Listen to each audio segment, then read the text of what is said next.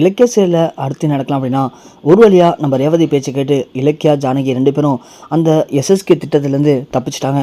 SSK ரெண்டு பேரும் guest ஹவுஸில் பிடிச்சி அடைச்சி வைக்க சொல்லியிருந்தான். ஆனால் நம்ம இலக்கியா பெப்பர் ஸ்ப்ரே அடித்து அங்கேயும் தப்பிச்சிடறாங்க. தப்பிச்சு மட்டும் இல்லாமல் ரேவதி இங்கே வந்து இலக்கியாட்ட எல்லா ஒன்றும் சொல்லிடுறாங்க.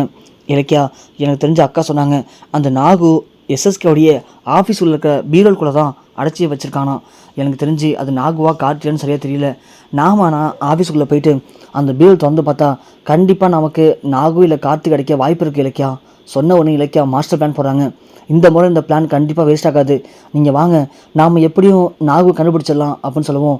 நம்ம ரேவதி ஒன்று, எப்படி இலக்கியா, நீங்கள் இப்படி வந்தீங்கன்னா கண்டிப்பாக உள்ளே விட மாட்டாங்க, என்ன விட்டுருவாங்க, ஏன்னா நான் அந்த ஆஃபீஸில் ஒர்க் பண்ணுற ஸ்டாஃப். ஆனால் நீங்கள் எப்படி உள்ளே வருவீங்க? அத்தை, அதான் சொல்லிட்டீங்களே இந்த ஆஃபீஸ் ஒர்க் பண்ணுற ஸ்டாஃப் நீங்கன்னு, அப்போது நாங்களும் ஸ்டாஃபாக உள்ளே வந்துடுறோம். என்ன இலக்கியா சொல்கிறேன் அப்படின்னு சொல்லிட்டு இலக்கியா அப்புறம் ஜானகி ரெண்டு பேருமே அவங்களும் நம்ம ரேவதி மாதிரி அங்கே ஒர்க் பண்ணுற ஆஃபீஸ் ஸ்டாஃப் மாதிரி, அதாவது அந்த ஹவுஸ் கீப்பிங் லேடி மாதிரி ட்ரெஸ் போட்டுக்கிட்டு உள்ளே போகிறாங்க.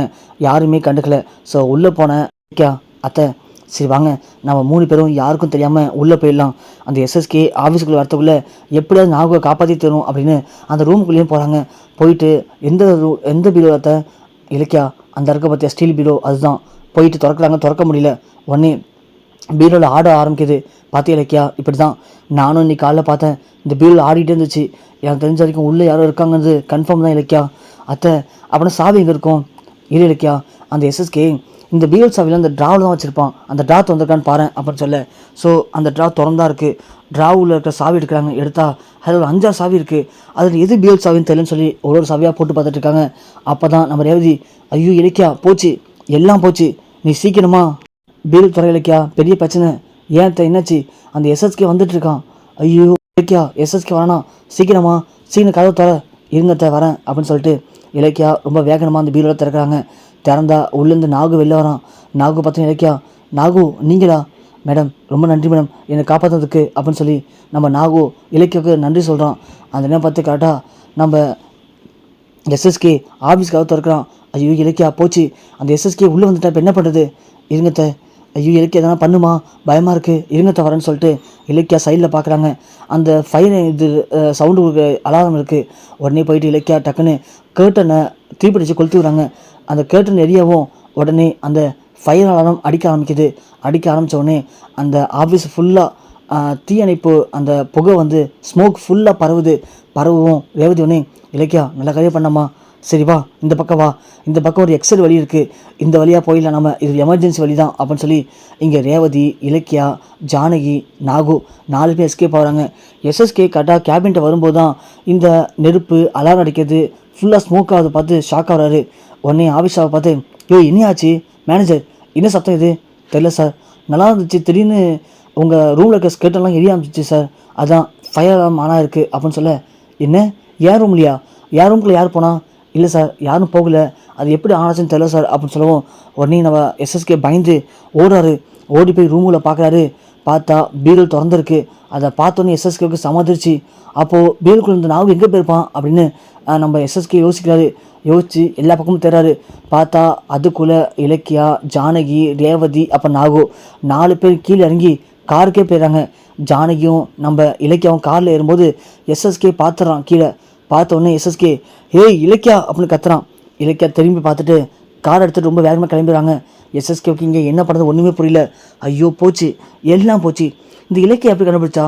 நாம் தான் அந்த சிப்பை எடுத்துட்டோம், அப்புறம் எப்படி அந்த நாகு இங்கே தான் இருக்காங்க அதை கண்டுபிடிச்சி இலக்கியா வந்து நாகுவை காப்பாற்றினா? என்ன பண்ணுறது இப்போது, ஒன்றுமே புரியலையே அப்படின்னு மண்டியை போட்டு பிச்சுக்கிறான் நம்ம எஸ்எஸ்கே. அதுக்கப்புறம் தான் எஸ்எஸ்கே ஒரு ஐடியா வருது. எப்படியும் இந்த இலக்கியா நாகு கண்டுபிடிச்சதுக்கப்புறமா நாகுக்கிட்ட கார்த்தி எங்கே இருக்கான் அப்படின்னு கேட்டு கார்த்தி எப்படியாவது காப்பாற்றுறதுக்கு ட்ரை பண்ணுவான். அதுக்கு முன்னாடி நாம் அந்த ரவுடி பசங்களுக்கு கால் பண்ணி கார்த்தியை அந்த இடத்த விட்டு வேறு இடத்துக்கு ஷிஃப்ட் பண்ணிட்டோம்னா கண்டிப்பாக நாகுவாலும் சரி இலக்கியாவாலும் சரி அந்த கார்த்தியை கண்டுபிடிக்க முடியாது. கோர்ட்டில் எப்படியும் கார்த்தியை கண்டுபிடிச்ச கொண்டு ஒப்படைச்சால் மட்டும்தான் இந்த பிரச்சனைக்கெல்லாம் ஒரு தீர்வு கிடைக்கும். இல்லைனா கண்டிப்பாக கௌதம் ஜெயிலே கடைசி வரைக்கும் இருக்கிறது உறுதி தான், அது எந்த மாற்றமும் இல்லை அப்படின்னு சொல்லிட்டு எஸ்எஸ்கே அந்த ரவுடி பசங்களுக்கு கால் பண்ணுறாங்க. ஆனால் அந்த ரவுடி பசங்க எல்லாமே சரக்கை ஃபுல்லாக அடிச்சுட்டு ஃபுல் போதையில் படுத்து உருண்டுட்டு இருக்கானுங்க. இங்கே எஸ்எஸ்கே ஃபோன் அடிச்சு செம கடுப்பாரு. என்ன பண்ணுறானுங்க இந்த மூதவிங்க, ஒருத்தனும் ஃபோன் எடுக்கலையே, இப்போ என்ன பண்ணுறது அப்படின்னு யோசிக்கிறாரு. சரி, இதுக்கு மேலே அவன் நம்பிக்கிட்டு இங்கே இருந்தவனா வேஸ்ட்டு தான். அந்த இலக்கிய நாகு 2 பேரும் அந்த ஸ்பாட்டுக்கு போகிறதுக்குள்ளே நாம் போயிடுவோம், போயிட்டு அவங்கள அங்கேருந்து வேறு இடத்துக்கு மாற்றிடலாம் அப்படின்னு சொல்லி எஸ்எஸ்கே கார் எடுத்துகிட்டு செம வேகமாக கிளம்புறான். ஆனால் இங்கே இலக்கியா நாகுவை காப்பாற்றிட்டு வெளியே வந்த உடனே நாகுகிட்ட கேட்ட முதல் கேள்வி, நாகு இங்கே பாருங்கள், எனக்கு நீங்கள் பண்ணிவிட சத்தியம் ஞாபகம் இருக்கா? கார்த்தி என்கிட்ட ஒப்படைக்குன்னு சொல்லிங்க, இப்போ சொல்லுங்கள், கார்த்தி நீங்கள் எங்கே கடத்தி வச்சுருக்கீங்க சொல்லுங்கள் நாகு. எனக்கு கார்த்தி கண்டிப்பாக வேணும். கார்த்தி கிடைச்சா மட்டும்தான் என் புருஷன் நல்லவர்னு சொல்லி என்னால் நிரூபித்து என் புருஷனை வெளியே கொண்டு வர முடியும். இன்னும் 2 நாள் தான் இருக்குது, சொல்லுங்கள் நாகு அப்படின்னு இலக்கியா கேட்ட உடனே நாகு அந்த உண்மையை சொல்லிடுறான். அந்த இடத்துக்கான அட்ரஸையும் சொல்கிறான். சொன்ன உடனே நம்ம இலக்கியா அப்புறம் ஜானகி 2 பேரும் பயங்கர ஸ்பீடோட அந்த இடத்துக்கு போகிறாங்க. போன உடனே அந்த இடத்துல ஆல்ரெடி இங்கே கார்த்தி எப்படியோ தப்பிச்சிடணும் அப்படின்னு ட்ரை பண்ணிகிட்டு இருக்கான். ஒரு பக்கம் எஸ்எஸ்கே பயங்கர ஸ்பீடாக வண்டி எடுத்து வந்துட்டுருக்காரு. இங்கே உள்ளே போகிறாங்க. போனால் கார்த்தி உட்காந்துருக்கான். கார்த்தியை பார்த்ததும் இலக்கியா ஓடி போயிட்டு கார்த்தின்னு சொல்லி ஜானகிலாம் கட்ட வைக்கிறாங்க. கார்த்தி ஒன்று, என்ன எதுக்கு இங்கே வந்தீங்க? நான் இருக்கிறேன் சத்தானு பார்க்க வந்தீங்களா? இங்கே பாருங்க அண்ணி, உங்களை போய் அண்ணின்னு சொல்லிட்டு எனக்கு ரொம்ப அறிவிப்பாக இருக்குது. சே, கொஞ்சம் கூட மனசாட்சி இல்லாமல் என்னை கடத்தி வச்சு எவ்வளோ சித்திரவதை பண்ணியிருப்பீங்க. அப்படி சொத்துன்னு எதுக்காக இப்படி அலையிறீங்க அப்படின்னு சொல்லி கார்த்தி இஷ்டத்துக்கு வாய்க்கு வந்து பேச ஜானகி ஒரு கடத்த மேலே பொறுக்க முடியாமல் கார்த்தியை பலனும் ஆரம்பிச்சிடறாங்க. கார்த்தி ஒன்று, அம்மா என்னம்மா பண்ணுற? அவங்களுக்கு சப்போர்ட் பண்ணி என்னையும் அடிக்க நீனு? டேய், நீ என்ன லூஸா கார்த்தி? நீ லூஸா? பாவண்ட இலக்கியா, உன்னை காப்பாற்றுறதுக்கு அவள் எவ்வளோ கஷ்டப்பட்டுருக்கா தெரியுமா?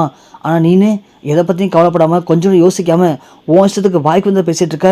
என்னம்மா சொல்கிறீங்க? என்னை கடத்துனதே அவங்க தானம்மா. அதான் கார்த்தி நீ பண்ண முட்டாள்தனம். நாகு உண்மை சொல்லுங்கள் எப்பயாச்சும் அப்படின்னு இங்கே ரேவதி சொல்ல, நாகுன்னு, இல்லை சார், நீங்கள் எல்லாத்தையும் தப்பாக புரிஞ்சுக்கிட்டீங்க. நாங்கள் எல்லாத்தையுமே திட்டமிட்டு இப்படி பண்ணிட்டோம். ஏன்னா உங்களை உண்மையாகவே கடத்த சொன்னது எஸ்எஸ்கே சார் தான். என்ன எஸ்எஸ்கேவா? ஆமாம் சார், ஒவ்வொரு முறையும் நான் எஸ்எஸ்கேட்ட பேசும்போதெல்லாம் கௌதம் சார்கிட்ட பேசுகிற மாதிரியும் இலக்கிய மரத்தை பேசுகிற மாதிரி தான் பேசினேன். ஏன்னா எஸ்எஸ்கே சார் அப்படி தான் பண்ண சொன்னார். நீங்கள் அடிக்கடி ஃபோன் எடுத்து உங்கள் ஒய்ஃபுக்கும் போலீஸ் ஸ்டேஷன் கால் பண்ணிங்களே, அதெல்லாம் எப்படி நினச்சிங்க? எப்படி சார் உங்களை லூஸாக கட்டி போட்டு ஃபோனை உங்கள் கை கெட்டளவுக்கு வச்சுட்டு போவோமா? கொஞ்சம் யோசிங்க. எல்லாமே எஸ்எஸ்கே சொன்ன திட்டம் தான் சார். ஏன்னா அப்போ தான் நீங்கள் வாய்ஸ் மெசேஜ் போடுவீங்க, கால் பண்ணி பேசுவீங்க, இந்த கேஸை ஸ்ட்ராங் பண்ண முடியும். உங்கள் அண்ணன் கௌதம் சாரை நிரந்தரமாக ஜெயிலில் வைக்கணும். அப்போ தான் பிஸ்னஸில் ஒரு போட்டியே இருக்காது, பிஸ்னஸில் எப்போதும் நான் நம்பர் 1 இருக்க முடியும் அப்படின்னு எஸ்எஸ்கே சார் எல்லாத்தையும் தெளிவாக பிளான் பண்ணி தான் சார் இதை பண்ணார். ஆனால் இதெல்லாம் நீங்கள் சரியாக புரிஞ்சுக்கல. ஆனால் இதெல்லாம் நான் வந்து இப்போ ஏன் உங்கள்கிட்ட சொல்கிறேன்னு நீங்கள் யோசிக்கலாம். அதுக்கு ஒரு காரணம் இருக்குது சார். இலக்கியா மேடம் என் ஒரே பொண்ணோட உயிரை காப்பாற்றிருக்காங்க. எனக்குன்னு இருந்தது எல்லாமே என் பொண்ணு மட்டும்தான். அந்த பொண்ணோட உயிரை காப்பாற்றி எனக்கு மிகப்பெரிய உதவி பண்ணியிருக்காங்க. அதுக்கு நன்றி கண்ணாக தான் நான் உங்களை அவங்கள்ட்ட ஒப்படைக்கணும்னு சொல்லியிருந்தேன். அதனால தான் சார் நான் இங்கே வந்திருக்கேன். தயவு செஞ்சு சொல்கிறேன், நீங்கள் உங்கள் அண்ணன் அண்ணியை தப்பாக நினைக்கிறத முதல்ல மாற்றிக்கோங்க. உங்கள் அண்ணனும் உங்கள் அண்ணி உங்களுக்கு கிடைச்ச மிகப்பெரிய பொக்கிஷம். ஏன்னா உங்களை காப்பாற்றுறதுக்கு அவங்க பட்ட கஷ்டத்தை பார்க்கும்போது உண்மையிலேயே எனக்கு ரொம்ப பெருமையாக இருக்குது சார் அப்படின்னு சொல்லி நாகு சொல்கிறான்.